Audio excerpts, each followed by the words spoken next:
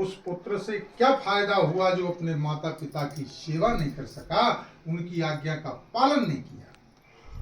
उस बहुओं से क्या फायदा हुआ जो अपने सास ससुर की अपनी गृहस्थी की सेवा नहीं कर पाई। तो किस लिए तुमने जन्म, न जाने कौन सी योनि में तुमने दुष्ट कर्म किया था तो तुमको औरत का शरीर प्राप्त हुआ। इसके बाद भी यदि सुधर जाओ तो एक चांस मिलता है। रंबा फलम घृतम क्षीरम गोधूमस्य चूर्णिकम, केले के फल शक्कर भी दूध लेकर के सारे कुटुंबियों को बुला करके। कुटुंब क्या है? कुटुंब एक समुद्र है, एक घर एक समुद्र है। एक किंकड़ी समुद्र में डाल देना 400 कोस तक उसका पल्ला जाएगा और फिर वो सम हो जाएगा। ऐसे ये कुटुंब होता है, सब जाने के टाइम फिर सम हो जाता है।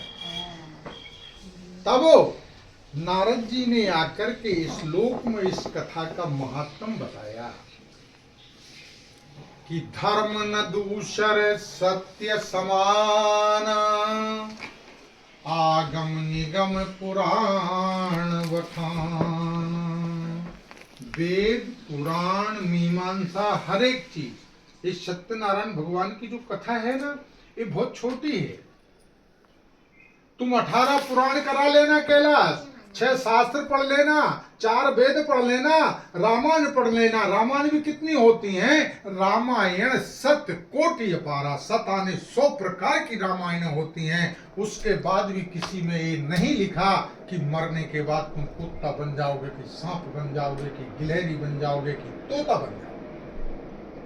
लेकिन सत्यनारायण भगवान की कथा कि नारद जो पुत्र पिता माता की आज्ञाकारी रहेगा उसकी संतान कभी दुखी नहीं होगी।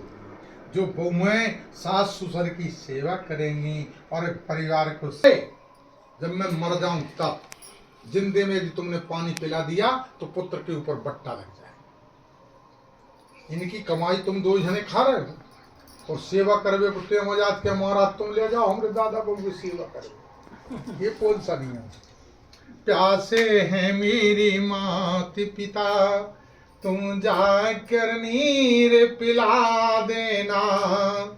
दशरथ जी मेरे मरने के बाद इतना कष्ट उठा लेना। देख लिया प्रमाण क्या मिलता है? बहु खड़िया में 2 पेट बनवा लाई। एक हड़िया में 2 पेट, एक में खीर और एक में महेरी। जब पुत्र के सामने जब बात धोखे से थाली पहुंच गई तो वहां ने खाई तो, लेकिन पत्नी से बात नहीं कहा।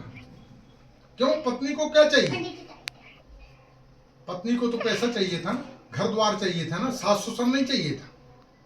घर को छोड़ करके माता पिता को तीर्थों के लिए और को बहू ने कह देगा हलिए मती न बेल ले बेल लगे बात दब नहीं छोटू की को कर जा फिर से।